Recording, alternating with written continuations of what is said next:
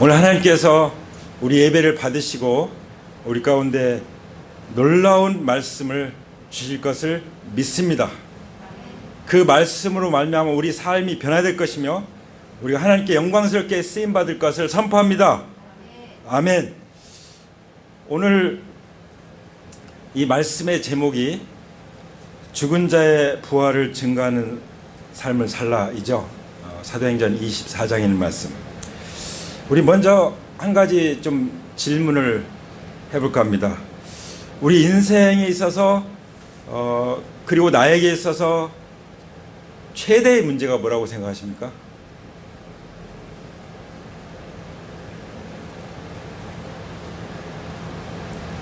예, 성경은 우리 인간의 인류의 최대의 문제는 죄와 죽음의 문제라고 말씀하십니다.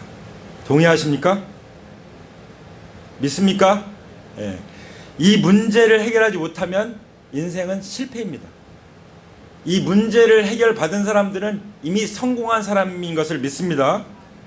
그럼 이 문제를 무엇으로 해결할 수 있을까요?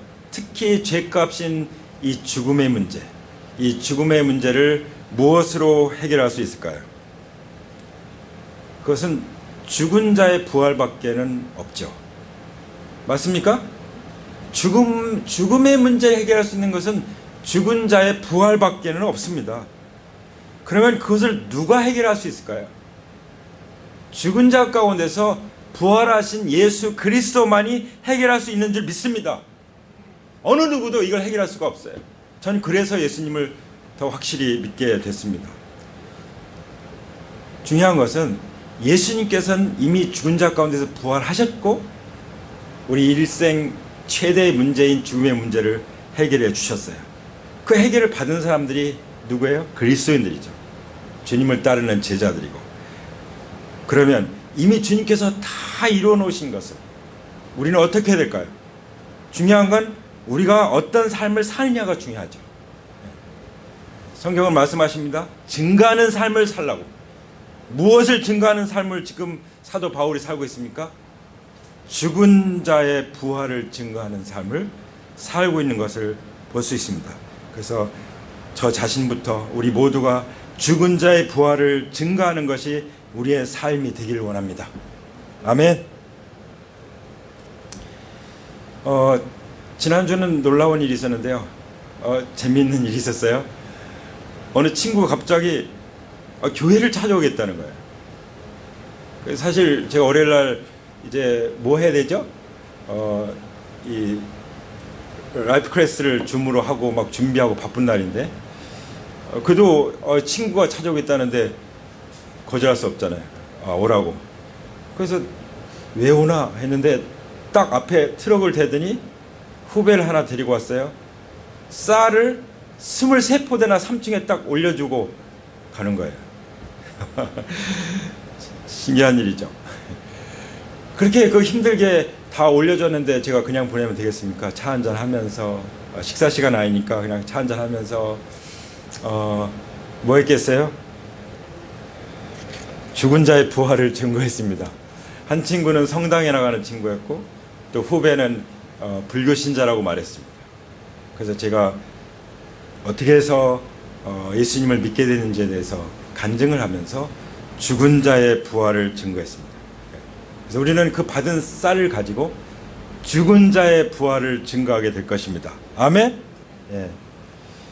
이 참 요즘에 아름다운 일이죠. 그 군대 학사장교 동기회에서 그 회장님이 또 수고한 사람들에게 쌀을 이제 주겠다 이렇게 했는데 그 친구들이 한결같이 그 쌀은 김남봉 목사에게 보내자 이렇게 해서 다 동의해가지고 일이 다 보내버린 거예요. 할렐루야. 예. 그래서 참 그러니까 그걸 이제 그 동기들 동문회에서 알고서 얼마나 참 이렇게 흥분이 되고 정말 따뜻하고 이 어려운 시대에 아름다운 일이다 하면서 아주 그냥 잔치하는 분위기가 됐어요. 할렐루야. 우리는 무엇을 받든지 무엇을 전하든지 그냥 쌀만 나누지는 않습니다. 쌀이 소중하긴 하지만 쌀과 복음을 함께 나누는 거죠. 국제 기아대책기구에서 항상 그 모토로 걸고 있는 것이 있어요. 뭐냐면 떡과 복음을 떡과 복음을. 그래서 그 단체에서 보낸 선교사들이 항상 떡을 주고 피를 나눠주고 그리고 복음을 전하는 그런 일을 하는 것을 볼 수가 있습니다. 우리가 읽은 말씀을 보면은 사도 바울이 가이사랴에 들어갔죠. 가이사랴에 들어갔어요. 그래서 벨리스 총독과 만났습니다. 보호를 받기 위해서 헤롯 궁 안에 있게 됐습니다. 그런지 닷새 뒤라고 이렇게 시작을 하는 것이죠. 사도행전 24장에 보면은 그때 어떤 일이 있었냐면 대제사장 아나니아가 몇몇 장로들과 더둘로라고 하는 변호사와 함께 내려왔어요. 그래서 총독 앞에 뭐 하죠? 바울을 고소하는 거예요. 참, 이 복음을 전하다 보면요, 맨 마지막에 공격이 뭐냐면 법으로 막으려고 하는 거예요. 그래서 지금요, 이 시간에는요, 이 시대는 지금 입법 전쟁이에요. 네. 온통 뭐 낙태를 허용한다. 그 다음 또 뭐죠? 간음죄를 없애버린다. 온갖 동성애를 뭐 합법화한다. 온갖 더럽고 악한 사악한 그런 법을 끊임없이 만들어내고 있고 반대 청원이 계속 내고 있고 그런 전쟁이 있는 거 아시죠? 왜냐하면 법을 딱 만들어 오면은 이제 어마어마한 이 고난이 와요. 벌금을 내야 되고 또 처벌을 받아야 되고 심지어 뭐 감옥에 가는 일도 있겠죠. 이런 식으로 하는 거예요. 하나님을 믿는다는 사람들이 바울에게 달려와서 고소를 하는 거예요. 고소. 그러니까 이 고소를 하니까 이거 안 할 수 없어요. 뭔가 민원을 제기하거나 고소하면은 이걸 또 그 공무원들이 가만히 있을 수 없는 거예요. 법에서는 그걸 또 해결을 해야 돼요. 그리고 결과를 내고 그 결과를 알려줘야만 되는 것이기 때문에 아주 힘들어지고 복잡해지는 것입니다. 바울이 그런 일을 겪는 거예요, 지금. 근데 한번 보세요. 2절에 보면은 이제 바울을 불러내게 되죠. 고소가 있으니까. 그때 변호사를 앞세워서, 이 더둘로는 변호사죠. 2절에 보면은 고발을 해요. 이 변호사는 법적으로 전문가잖아요. 그런 사람을 우리 민간인이 당할 수가 없어요. 예. 법의 전문가인데. 예. 그러니까 얼마나 힘든 일이에요. 근데 이 더둘로가요, 얼마나 정말 예의를 갖춰서, 그리고 또 어떻게 하죠? 또 뭐 벨리스 총독님을 막 치켜 올리면서 얘기하는 거 보세요. 예. 우리는 총독님의 덕분으로 크게 평안을 누리고 있습니다. 그리고 각하의 선견 지명의 덕택으로 이 나라에서는 개혁을 많이 이룰 수 있었습니다. 우리는 어떤 면으로나 또 어디에서나 이것을 인정하며 감사하며 마지 않습니다. 물론 이제 그 재판관한테 총독에게 또 예의를 갖추는 것은 필요하지만 사실은 아첨하고 있는 거죠. 아마 종교 지도자들한테 그 변호사 비용을 받았는지도 모르겠죠. 그 임무를 감당해야 되니까. 그러면서 고발을 합니다. 자, 고발을 하는데 제가 이 악법에 대해서 하나 또 생각나는 게 뭐냐면 이번에 63년 만에 그 지금 완전히 그 삭제되는 조항이 있어요. 그게 뭐냐면 자녀 징계권입니다. 자녀 징계권. 성경은 부모가 자식에게 회초리를 대지 않으면 자식을 미워하는 걸 말씀하셨는데 이제는 절대로 부모가 자식에게 회초리를 댈 수가 없는 거예요. 대면은 경찰이 와서 아이들을 뺏어갑니다. 미국은 이미 그렇게 하고 있죠. 이제 이런 법들이 막 만들어지는 거예요. 다시 말하면 목욕물을 버리려다가 아이까지 버려버리는 이런 일들이 이제 일어나는 것이죠. 이런 이 법적인 투쟁을 또 해야 되는 상황을 여기서 볼 수가 있는데요. 그때 4절에 보면은 5절에 보면은 어떻게 나오죠? 우리가 본 바로는 이 자는 연병과 같은 자요 온 세계에 있는 모든 유대 사람에게 소란을 일으키는 자요 나사렛 도당의 우두머리입니다. 그가 성전까지도 더럽히려고 함으로 우리는 그를 붙잡았습니다. 이게 고발 이유예요. 고발 내용이 뭐죠? 이 사람은 연병과 같은 자다. 자, 요즘 어떻습니까?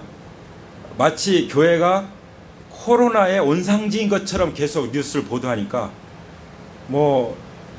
사람들이 절대로 교회 가면 안 되는 그런 식으로 인식을 하고 있는 것 같아요. 심지어 가족들까지도. 그래서 가족이 교회 가는 거, 심지어 교회 다니는 사람들도 나도 안 간다, 가지 말아라, 이렇게 서로 막고 있는 그런 상황이 있죠. 그래서 어떤 목사님이 아예 그냥 예배 회복 선포를 해버렸어요. 어마어마한 대형 교회인데 우린 예배 드린다, 딱 선포를 해버렸어요. 예. 자, 그렇게 연병이 뭡니까? 전염병이잖아요. 예. 사실 우리는 영적으로 전염병과 같아야 됩니다. 우리로 말미암아 복음이 완전히 전염병처럼 퍼져가는 그런 놀라운 일들이 일어나기를 선포합니다. 그리고 또 어떤 사람입니까? 온 세계에 있는 모든 유대 사람에게 소란을 일으키는 자요. 사실 사도행전을 보면은 예수님 믿는 사람들은요, 세상을 뒤흔들어 놓는 사람들이었어요. 그리스도인이 있는데 그 회사가 조용하다, 말이 안 되는 거예요. 그리스도인이 있는데 그 가정에 여전히 그냥 아무 복음의 역사가 그냥 전혀 복음이 안 전린다, 말도 안 되는 거예요. 그리스도인이 있는 곳에는 사실 복음으로 말미암아 완전히 뒤집어지는 그런 역사가 있기를 선포합니다. 근데 여기서 말하는 이제 소란을 일으킨다는 것은 완전히 데모하고 소요를 일으킨다는 그런 의미죠. 그리고 세 번째 고발 이유가 뭐였죠? 나사렛 도당의 우두머리입니다. 막 조직적으로 해서 그야말로 나사렛 예수님을 믿는 사람들 모아가 조직적으로 해서 사회를 완전히 어지럽힌다, 이렇게 말하는 거죠. 우리가요, 복음을 전하는 데 있어서 그냥 각자 알아서 하면 안 됩니다. 하나님 나라의 군대 질서 가운데, 하나님 나라의 군대 조직 가운데 지혜롭게 전략을 가지고 대적을 해야 돼요. 그리고 세상을 정복해야 되는 것입니다.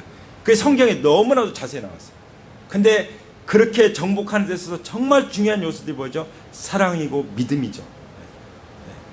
거기서부터 담대함이 나오니까. 그렇죠? 정복할 수 있는 그 용기가 나오는 것이죠. 할렐루야! 이런 용기가 충만하길 축복합니다. 그야말로 지금 이 사도 바울이 복음 전하는 것을 보면서 그걸 반대하면서 이 사람들은 불순한 무리다, 사도 바울은 조폭 대장이다, 이런 식으로 지금 고발을 하고 있는 거예요.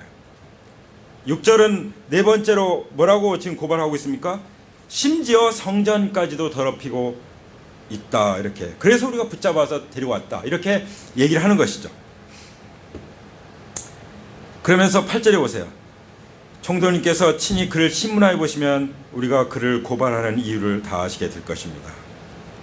그랬더니 유대 사람들이 합세해가지고 그 말이 모두 사실이라고, 아주 거짓 증인으로 이제 거기 나서는 것을 볼 수가 있죠.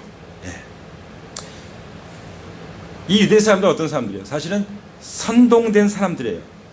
선동된 사람들. 여러분, 선동하면은 누가 생각이 납니까? 우리 역사상 보면은 아주 그 전에 6.25 때 그 북한 이제 공산당이 선동을 해가지고 정말 나라를 굉장히 다 분열시키고 아주 그야말로 이 선량한 양민들도 살기 위해서 이쪽 편 들었다 저쪽 편 들었다, 밤에는 저쪽 편, 낮에는 이쪽 편 들었다가 죽임을 당한 사람이 너무나 많아요. 너무나도 기가 막힌 일인데, 이게 다 어디서 나오냐면 하나님을 안 믿는 데서 나와요. 그렇게 그 사상이 다 어디서 나오는지 아세요? 다 유물론. 그래서 이 유물론은요, 진화론과 통합니다. 하나님이 창조한 것이 아니라 물질만 존재하고 물질로부터 발전한 것이다. 그런 사상을 가지고 이 거짓 선동을 많이 하죠. 근데 이게 사실 뭐가 또 만나냐면 인본주의에 만나요. 인본주의는 사람이 신이잖아요. 그렇죠? 지금 북한은 어떻습니까? 김일성이 신이 돼 있잖아요. 그래서 갖고 사진을 걸어야 되고 동상을 세워야 되고 거기에 경배를 해야 되는 거예요.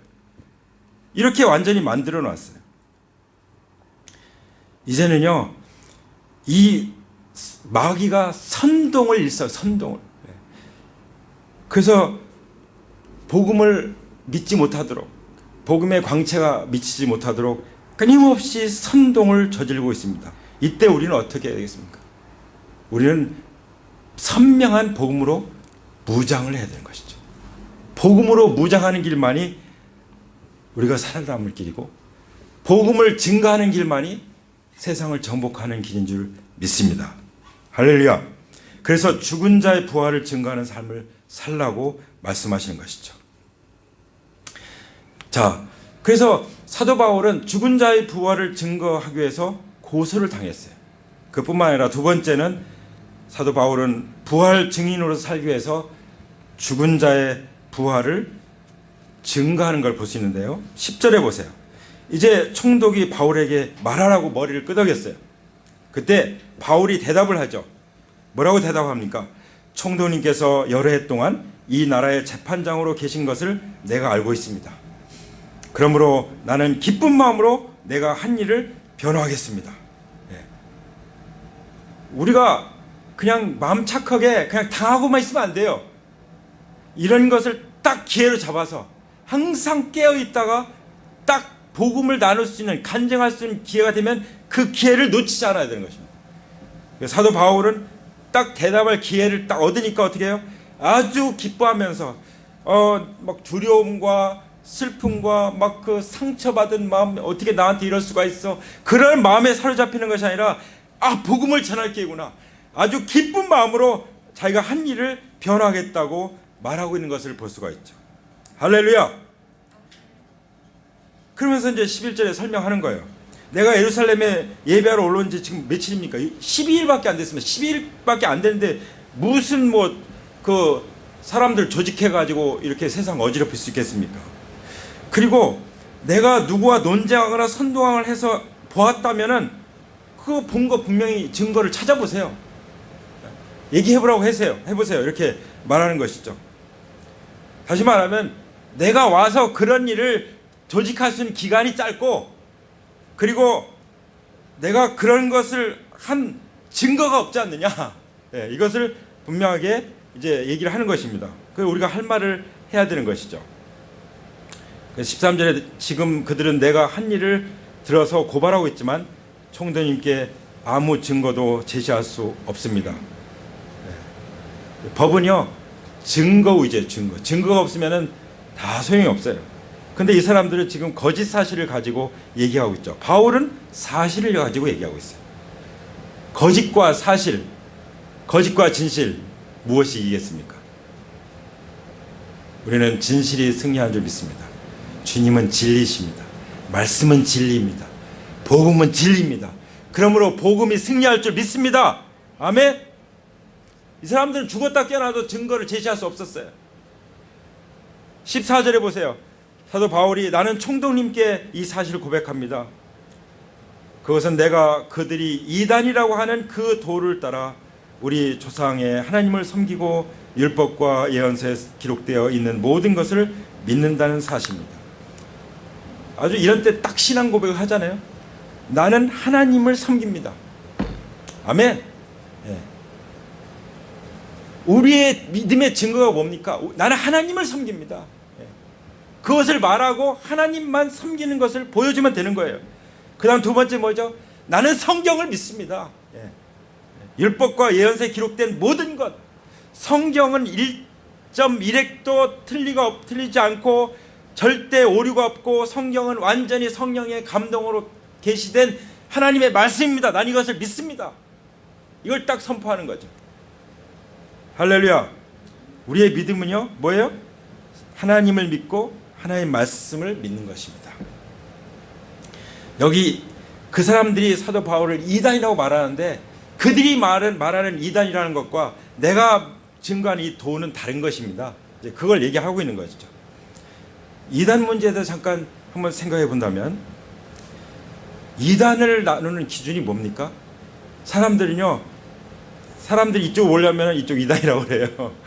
그리고 뭔가 자기하고 맞지 않으면 이단이라고 해요. 그거는요, 하나님을 모독하는 것이 될 수 있어요. 이단의 기준은 뭐냐면 아버지 하나님과 아들 하나님과 성령 하나님이 한 하나님이십니다. 그분이 다 창조주십니다. 이게 기본이에요, 기본. 창세기 1장에 보면은 성부와 성자와 성령님이 함께 창조하시잖아요. 그렇죠? 그리고 예수님의 인성과 신성, 예수님은 원래 하나님이신데 사람의 몸을 입고 오셨습니다. 그래서 예수님이 하나님이신 걸 부정하면 이단이에요. 삼위일체 하나님 부정하면 이단이에요. 성부와 성자와 성령님이 창조주신 것을 부정하면 그것도 이단이에요. 그리고 예수님이 사람의 몸을 입고 인성을 입고 오신 것을 부정하면 그것도 이단입니다. 영주주의 같은. 그리고 성령님의 인격성을 부정하는 것도 문제가 많아요. 성령님은 우리와 또 같은 인격을 하나님의 형상, 하나님이시기 때문에 인격을 가지시고 또 성령님이 하나님이신 것을 믿지 않으면 그것은 온전한 믿음이 아닙니다. 아시겠죠?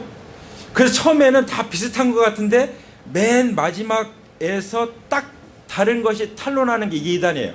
그 처음에는 잘 몰라요. 그렇죠? 그래서 이단이라는 말은 뭐냐면 끝이 다르다. 끝이 다르다. 끝단자 다를 이자. 끝이 달라요. 원래 헤러지라고 봤는데 그것이 끝이 다른 거예요. 그래서 마지막엔 뭐예요? 내가 예수야 이러는 거죠. 내가 재림 예수야. 이렇게 나오는 모든 것들은 다 이단이에요. 그래서 마지막에 보면 더 깊이 들어가면 결국 그 교주가 재림 예수가 되고 교주가 하나님이 되는 거예요. 그게 이단이라는 것을 잘 알고 계시죠? 그래서 이단에 속한 사람들에 대해서는 한두 번 경계한 후에 멀리하라. 절대로 가까이 하지 말라는 말씀하셨어요. 그리고 그 이단은요, 그리스도의 교훈을 가지고 오지 않는 자들은 그를 집에 들이지도 말고 인사도 하지 말아라고 말씀하셨어요. 아시겠죠? 네. 집에 들이지도 말고 인사도 하지 말아라. 그러니까 인정상 집에 들여서 차를 대접하고 그러면 안 된다는 거예요. 아시겠죠? 이단은 절대 가까이 하면 안 된다는 것이죠. 근데 베드로후서에 보면은 이미 백성들 가운데 거짓 선지자들이 일어나고 거짓 선생들이 일어나고 멸망케 할 이단들을 끌어들이는데요, 교회 안에도 끌어들인다는 거예요. 그래서 우리는 두 눈에 등불을 켜고 영적인 분별력을 가지고 이단을 딱 막아야 되는 것입니다. 이 사람들의 특징은 자기들 사신 주님, 부활의 주님을 부인한다고 하는 거죠. 그러니까 교회 안에서도 그런 거짓 교훈을 따르고 자기들을 사신 부활의 주님을 부인하는 일이 일어날 것이다. 분명히 우리가 경각심을 가져야 되는 것은 마지막 때는요, 배도하는 일이 일어난다고 말씀하셨어요. 심지어 구원받았다고 하는데, 믿는다고 하는데 배도한 사람들. 제가 지난주에도 정말 충격을 받았습니다. 주님을 멀리 떠나서 제가 회복되기를 바라는 마음으로 연락을 했는데 이미 전에 그 사람이 아니에요. 지금 우리가 믿음 안에 있다고요? 계속 믿음 안에 거하지 않으면, 셀 안에, 교회 안에, 진리 안에, 복음 안에, 성령님 안에 날마다 말씀 묵상하고 동행하고 있지 않으면 언제 마귀가 우는 사람같이 우리를 삼킬지 모르는 것입니다. 주님 다시 오실 때는 배도의 역사가 일어난다고 말씀하셨어요. 그래서 우리는 나 자신을 살피고 주변에 있는 우리 지체들을 잘 살펴야 되는 줄 믿습니다. 15절에 보시죠. 그리고 나는 하나님께 소망을 두고 있는데 나를 고발하는 이 사람들도 그 소망이 이루어지기를 고대하고 있습니다. 곧 그것은 의로운 사람들과 불의한 사람들의 부활이 장차 있으리라는 것입니다. 사도 바울은 어디에 소망을 두고 있습니까? 하나님께. 그의 믿는 믿음도 하나님께 대한 신앙이고 성경에 대한 신앙이고, 그리고 그 하나님께 소망을 두고 있는데, 소망이라는 건 뭐예요? 소망 자체가 죽은 자 가운데서 부활의 소망이잖아요. 진정한 소망은. 그렇죠? 여기 분명히 말씀하십니다. 의로운 사람들과 불의한 사람들에게 부활이 장차 있으리라. 우리 믿는 사람들만 부활이 있는 것이 아니라 믿지 않는 사람들에게도 부활이 있다는 것을 말씀하십니다. 어떻게 다를까요? 요한복음 5장 28절에 보면은 이를 놀랍게 여기지 말라. 무덤 속에 있는 자들이 다 그의 음성을 들을 때가 오나니 선한 일을 행한 자는 생명의 부활로, 악한 일을 행한 자는 생명의 부활로 나오리라. 분명히 두 부활에 대해서 말씀하십니다. 심판의 부활로 나오리라. 예, 제가 잘못 읽었네요. 선한 일을 행한 자는 생명의 부활로, 악한 일을 행한 자는 심판의 부활로 나오리라. 믿는 사람들은 예수님이 부활하신 몸과 같은 몸으로 부활해서 이제 영원히 하나님 나라에서 하나님과 영생하지만 그게 생명의 부활이에요. 믿지 않는 사람들은 이제 심판의 부활에 나가요. 마지막 최후의 심판 때 왜 부활하느냐? 이제 심판받아서 영원한 지옥 불못에 던져지기 위해서, 거기 들어가기 위해서 부활한다고 하는 것을 예수님께서 이 땅에 계실 때 분명하게 말씀해 주셨습니다. 여기 그냥 믿는 자라고 말씀하지 않았어요. 선을 행하는 자. 믿음은, 행함이 없는 믿음은 죽음이라고 말씀하신 것처럼 우리의 그 믿음이 삶으로 나타나게 될 때 선한 일을 행하는 자의 생명의 부활에 해당된다고 성경은 말씀하고 계시는 것이죠. 그래서 반드시 의인들의 부활 시에 하나님께서 우리에게 놀라운 보상을 주신다고 말씀하십니다. 16절에 보시면, 그러므로 나도 언제나 하나님과 사람들 앞에서 양심을 가지려고, 거리낌 없는 양심을 가지려고 힘쓰고 있습니다. 앞에서도 사도 바울께서 양심에 대해서 얘기했었는데요. 여기도 보면은 사도 바울은 범사에, 그리고 언제나 하나님 앞에서뿐만 아니라 사람들 앞에서뿐만 아니라 하나님 앞에서 신앙 양심에 거리낌이 없기를 항상 힘쓰고 있다는 것을 말씀해 주시죠. 그래야 전도가 일어날 수 있어요. 내 믿음을 지킬 수가 있는 것입니다. 어떤 분은 내가 예수님을 만나기 전에는 그냥 성질이 나고 그래도 별게 없었는데 이제 하나님 믿고 나니까 내 마음에 화가 나면 내 마음이 불편해지더라. 그게 맞는 거예요.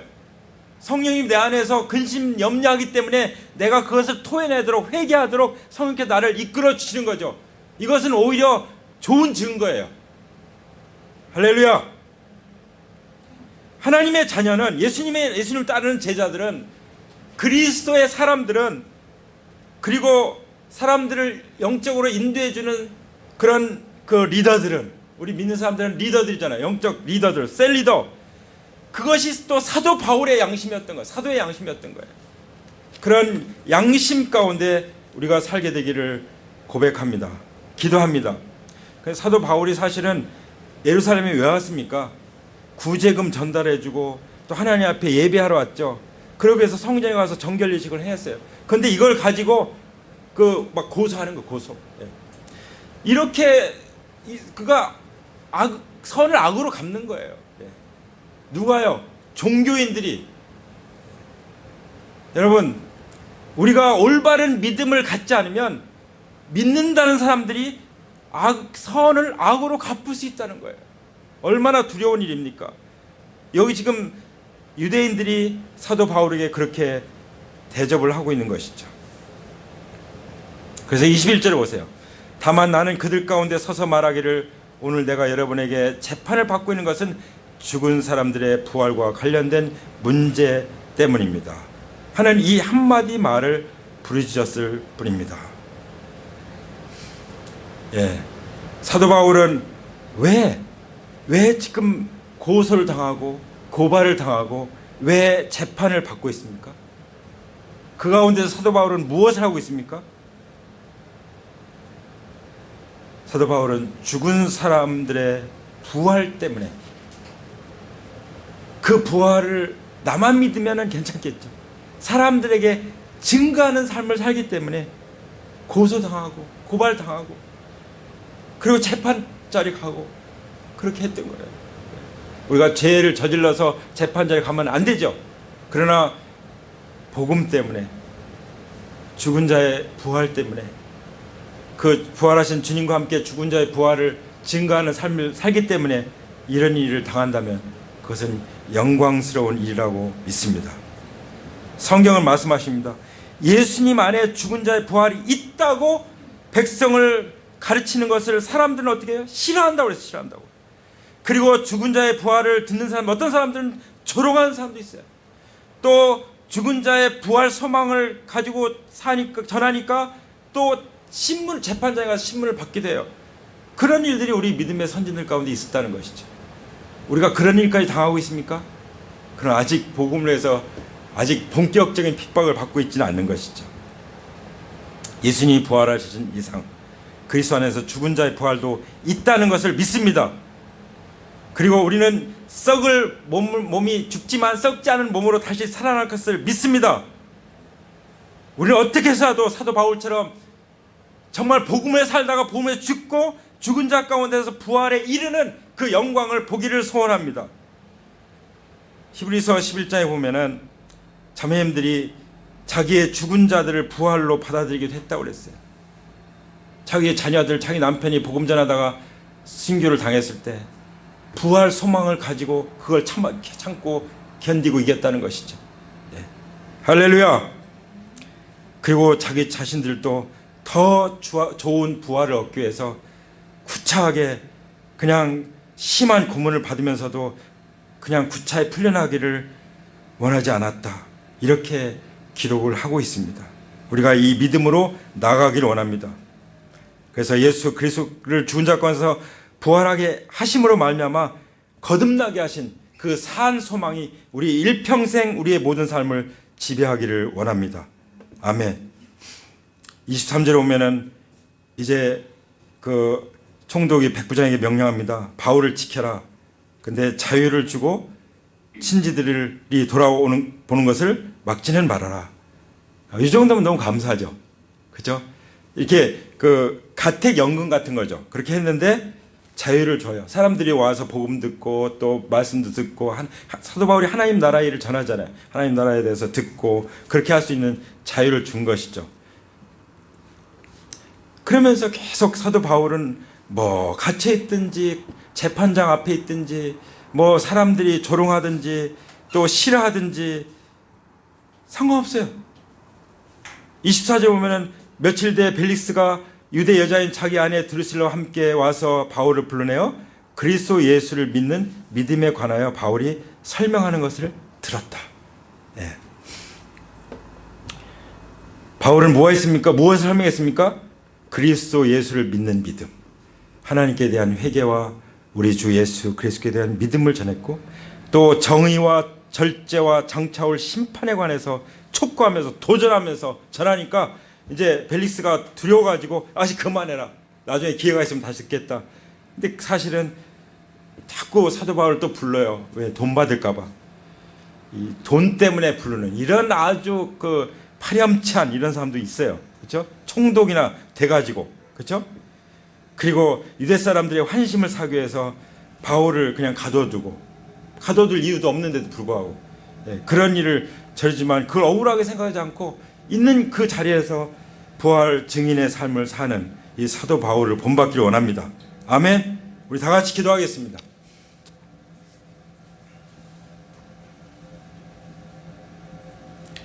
우리 자리에서 일어나셔서 주님 앞에 나가기 원합니다. 앞으로 나오고 싶으시면 나오셔도 좋습니다. 그저 주님 앞에 있기를 원합니다. 우리 두 손을 주님 앞에 들고 주님, 제가 정말 연약합니다. 그렇지만 주님은 우리의 모든 약함과 질병과 모든 가난과 모든 것을 다 짊어지셨습니다. 십자가에서 우리를 위한 모든 저주를 다 받아주시고 끊어주셨습니다. 이제 우리는 하나님께 속한 모든 것들, 강건함과 부요함과 그리고 복음으로 충만함과 성령의 충만함과 하나님의 말씀의 풍성함 가운데 우리가 거하고 있음을 믿습니다. 아버지, 우리가 말씀과 성령으로 거듭나서 하나님 나라에 들어왔고 하나님 나라의 통치 가운데 살고 있사오니 아버지, 이제 우리가 살든지 죽든지 죽은 자의 부활을 증거하는 삶을 살게 하여 주시옵소서. 부활의 증인의 삶을 살게 하여 주시옵소서. 그럴 때 모든 문제들이 다 해결되고 풀려나고 우리가 변화되고 아버지 영광스러운 삶을 살게 될 것을 믿습니다. 주님이 이 땅에 오실 때 우리를 기쁨으로 맞이하게 될 것을 믿습니다. 아버지, 놀라운 상을 가지고 올 것을 믿습니다. 하나님 아버지, 우리가 주님을 뵙는 것만으로도 우리는 만족합니다. 이렇게 고백하실 수 있기 바랍니다. 이 시간 주님께서는 여러분의 마음을 만져주고 계십니다. 여러분을 빚어주기 원하십니다. 주님의 성품으로 빚어주기 원하십니다. 맡겨드리세요. 우리 주님은 무엇보다도 신랑과 신부처럼 정말 온전히 연합되기를 원합니다. 그리고 친밀한 교제 가운데 연애하기를 원하고 계십니다. 주님, 제가 그렇게 주님과 함께 동행하기 원합니다. 고백하시기 바랍니다. 주님, 고백합니다. 주님,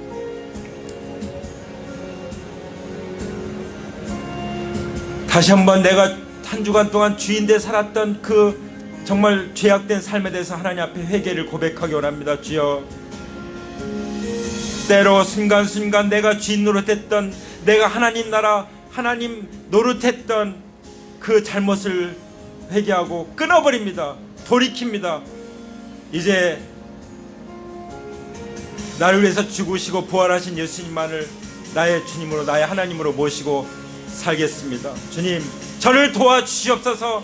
성령님, 저를 붙잡아 주시옵소서. 저에게 기름 부으시고 충만히 임하여 주시옵소서. 오로지 주와 복음을 살게 해주시옵소서.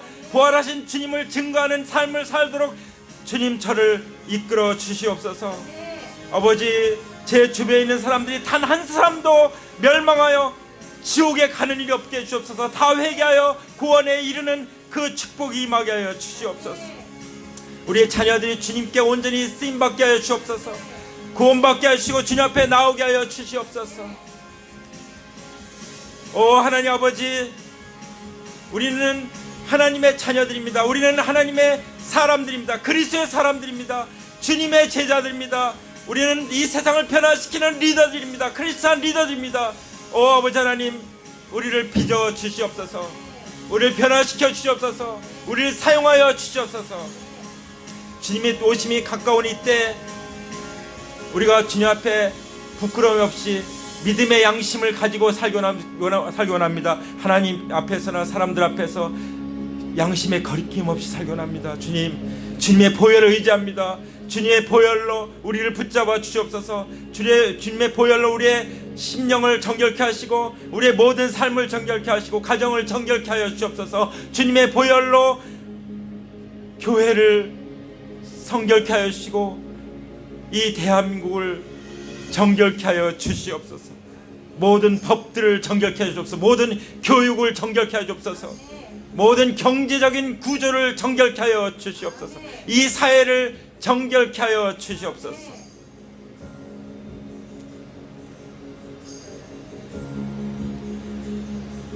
사도 바울이 예수 그리스도를 본받는 자가 된 것 같이 너희는 나를 본받는 자들하고 고백한 것처럼 우리도 그렇게 고백할 수 있게 도와주시옵소서. 다시 한번 부활하신 예수님이 나의 주님이시며 나의 하나님이심을 고백합니다. 할렐루야. 우리를 다스려 주시옵소서. 영원히 다스려 주시옵소서. 부활하신 우리 주 예수 그리스도의 이름 받들어서 감사하며 기도드립니다. 아멘.